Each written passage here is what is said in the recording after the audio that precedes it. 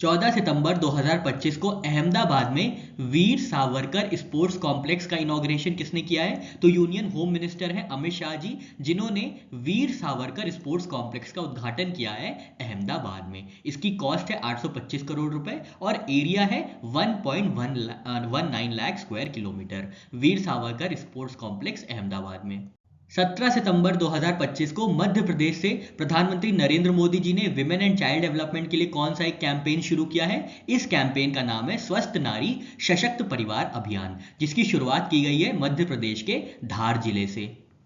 17 सितंबर 2025 को प्रधानमंत्री नरेंद्र मोदी जी ने अपनी मध्य प्रदेश की यात्रा में धार जिले से मध्य प्रदेश के शुरू किया है कैंपेन, जिसका नाम है स्वस्थ नारी सशक्त परिवार अभियान। इसके साथ 8th राष्ट्रीय पोषण माह की भी शुरुआत की गई है। सुमन सखी चैटबॉट का इनॉग्रेशन किया गया है और पीएम मित्र पार्क का भी उद्घाटन किया गया है। तो इतनी चीजें इनॉग्रेट की गई हैं धार से मध्य प्रदेश में 17 सितंबर 2025 को।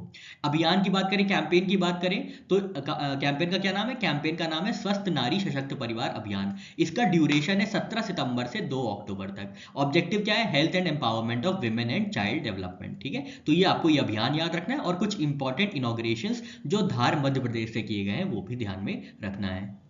सितंबर 2025 में नई दिल्ली में second national anti narcotics task force conference का इनॉग्रेशन किसने किया है? तो यूनियन होम मिनिस्टर हैं अमित शाह जी। इन्होंने second national anti narcotics task force conference का इनॉग्रेशन किया है नई दिल्ली में।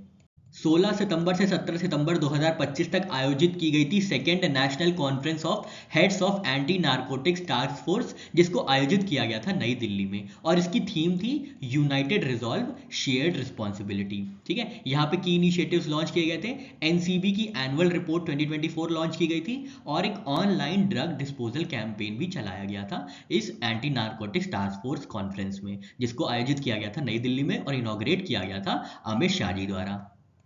भारत में पहली बार women self help group members को आईडी कार्ड इशू करने वाला कौन सा राज्य बना है? तो ये राज्य है तमिलनाडु, जहां पे women SHG self help group members को जो है विमेन मेंबर्स को उनको आईडी कार्ड्स इशू किया जाएगा। तमिलनाडु के deputy chief minister Udhayanidhi Stalin ji ने लॉन्च किया है ID cards SHG loans women के लिए तमिलनाडु में। इससे क्या होगा? आईडी कार्ड्स के बेनिफिट क्या होंगे?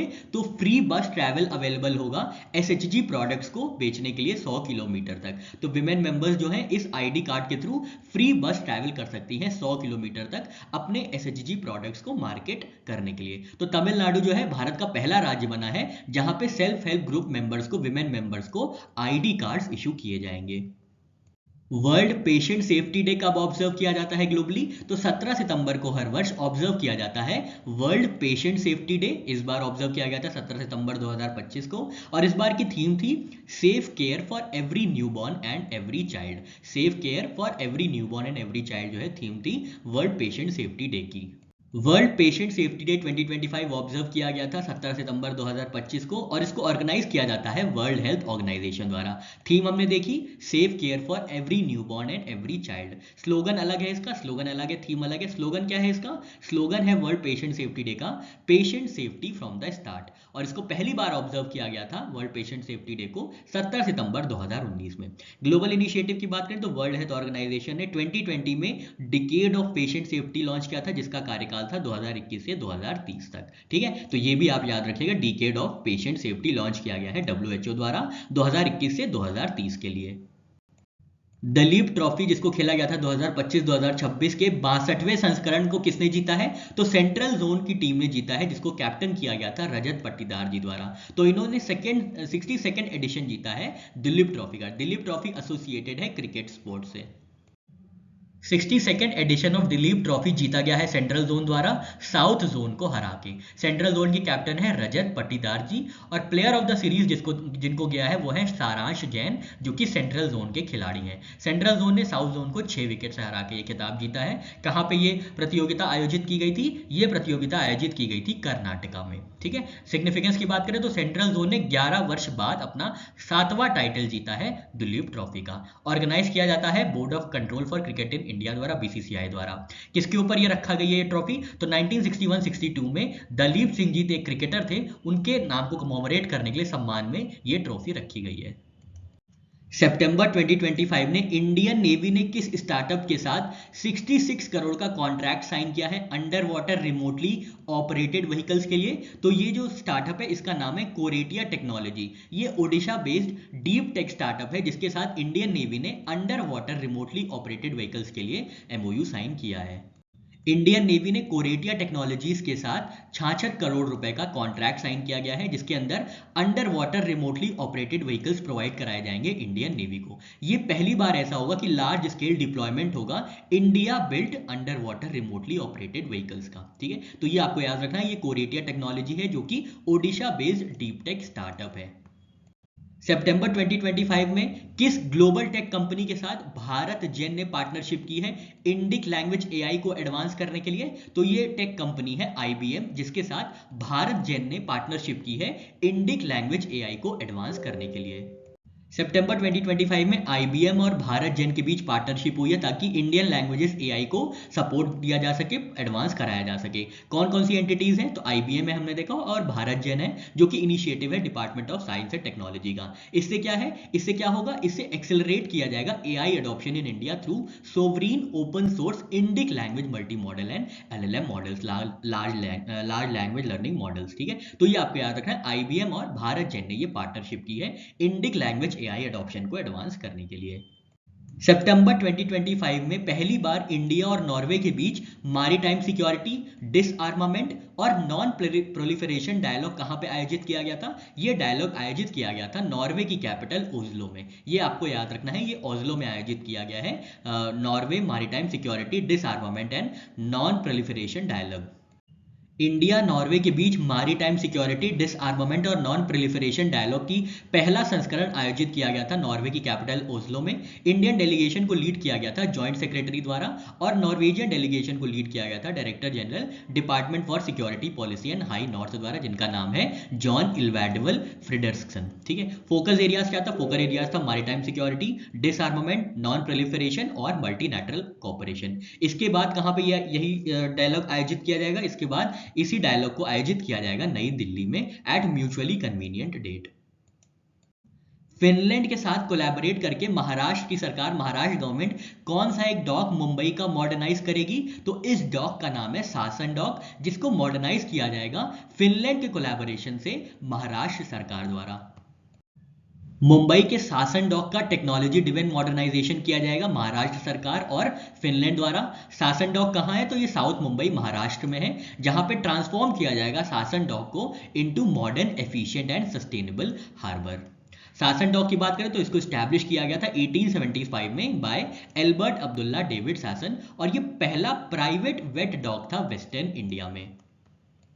आर्चरी प्रीमियर लीग के ब्रांड एम्बेसडर किसको अपॉइंट किया गया है? तो रामचरण है, इंडियन एक्टर और फिल्म मेकर, जिनको अपॉइंट किया गया है आर्चरी प्रीमियर लीग का ब्रांड एम्बेसडर। तो रामचरण जी हैं जो वो आर्चरी प्रीमियर लीग के ब्रांड एम्बेसडर के पद पे इनको नियुक्ति दी गई है। आर्चरी प्रीमियर लीग को लॉन्च किया गया है आर्चरी एसोसिएशन ऑफ इंडिया द्वारा, जिसके ब्रांड एम्बेसडर होंगे रामचरण जी, और इसको खेला जाएगा 2 अक्टूबर से 12 अक्टूबर 2025 के बीच में नई दिल्ली में। सपोर्ट कौन करेगा? तो world archery, Asian archery federation, government of India जो है सपोर्ट करेंगे आर्चरी प्रीमियर लीग को, जिसमें 6 फ्रेंचाइजी टीम्स रहेंगी कंप्राइजिंग 48 आर्चर्स, जिसमें 36 इंडियंस होंगे और 12 इंटरनेशनल प्लेयर्स होंगे। यहाँ पे डबल राउंड रॉबिन फॉर्मेट होगा, मिक्स्ड रिकर्व होगा और कंपाउंड टीम्स इसमें हिस्सा लेंगी। तो याद रखना है 6 फ्रेंचाइजी टीम्स होंगी आर्चरी प्रीमियर लीग में, जिसके ब्रांड एम्बेसडर नियुक्त किए गए हैं रामचरण जी। 98th ऑस्कर अवार्ड्स के लिए इंडिया की कौन सी फिल्म को ऑफिशियली एंट्री मिली है? तो ये फिल्म है होम बाउंड, जिसको डायरेक्ट किया गया है नीरज गवायन जी। ये 98 ऑस्कर्स में इंडिया की तरफ से ऑफिशियल एंट्री पाने वाली फिल्म बनी है। Homebound directed by Neeraj Ghaywan. Homebound जो कि हिंदी ड्रामा मूवी है इंडिया से, उसको ऑफिशियल एंट्री मिली है 98th ऑस्कर अवार्ड्स 2026 में। कौन सी एक कैटेगरी में? बेस्ट इंटरनेशनल फीचर की कैटेगरी में इसको लिस्ट किया गया है। अभी जीता नहीं है, अभी सिर्फ एंट्री हुई है। ठीक है, इसके डायरेक्टर हैं नीरज गवायन जी, प्रोड्यूसर हैं करण जौहर जी। इसको अनाउंस किया गया था फिल्म फेडरेशन ऑफ इंडिया द्वारा कोलकाता वेस्ट बंगाल में। सेलेक्ट किया गया था 14 मेंबर पैनल, जिसको चेयर किया था एन चंद्रा जी ने, उसके लिए सेलेक्ट किया गया है होम बाउंड को। ठीक है, कास्ट की बात करें इसमें तो ईशान खट्टर जी हैं, विशाल जेठवा जी हैं और जानवी कपूर जी हैं इस होमबाउंड मूवी में। सितंबर 2025 में किस रेलवे स्टेशन का नाम बदल के अहिल्या नगर रखा गया है? तो अहमदनगर रेलवे स्टेशन जो महाराष्ट्र में है उसका नाम बदल के अहिल्या नगर रखा गया है सितंबर 2025 में, और ये आता है पुणे डिवीजन महाराष्ट्र में। किन दो सीनियर आईपीएस ऑफिसर्स को डायरेक्टर जनरल अपॉइंट किया गया है आईटीबीपी और सीआईएसएफ का? तो डायरेक्टर जनरल आईटीबीपी के नियुक्त हुए हैं प्रवीण कुमार जी, और director general central industrial security force के अपॉइंट किए गए हैं प्रवीर रंजन जी। तो दो अलग अलग डायरेक्टर जनरल हैं, दो अलग अलग बॉडीज हैं, आपको ध्यान में रखना है। प्रवीण कुमार जी को अपॉइंट किया गया है director general of Indian Indo Tibetan border police, और इनका कार्यकाल होगा सितंबर 30 2025 से सितंबर 30 2030 तक। तो 5 साल के लिए इनको अपॉइंट किया गया है प्रवीण कुमार जी को एज डीजी ऑफ आईटीबीपी। ये स्थान लेंगे राहुल राजगोत्र जी का। राहुल राजगोत्र इससे पहले डीजी थे आईटीबीपी के, अब उनका स्थान ग्रहण करेंगे प्रवीण कुमार जी। इनकी पोजीशन क्या थी अभी करंट? प्रवीण कुमार जी की डीजी आईटीबीपी होने से पहले ये स्पेशल डायरेक्टर थे इंटेलिजेंस ब्यूरो में, ठीक है। तो ये हो गया अपॉइंटमेंट 1। अपॉइंटमेंट 2 की बात करते हैं तो डायरेक्टर जनरल सीआईएसएफ के बने हैं प्रवीर रंजन जी, ठीक है। और इनका कार्यकाल कब से कब तक होगा? सितंबर 30 2025 से 31 जुलाई 2029 तक इनका कार्यकाल होगा। और इन्होंने स्थान ग्रहण किया है राजविंदर सिंह भाटी जी का, जो कि इससे पहले डीजी सीआईएसएफ हुआ करते थे। प्रवीर रंजन की बात करें तो ये स्पेशल डायरेक्टर थे जनरल सीआईएसएफ में, और अब इनको पदभार दिया गया है कहाँ का? डायरेक्टर जनरल सीआईएसएफ का। किस ऑर्गेनाइजेशन ने 2025 में रिपोर्ट रिलीज की है जिसका टाइटल है making trade and AI work together to benefit of all, highlighting AI impact on trade? तो ये बॉडी है World Trade Organization. Periodic labour force survey monthly bulletin अगस्त के मुताबिक इंडिया का अनएम्प्लॉयमेंट रेट कितना है? तो इंडिया का अनएम्प्लॉयमेंट रेट है 5.1% अगस्त 2025 के मंथली बुलेटिन के मुताबिक।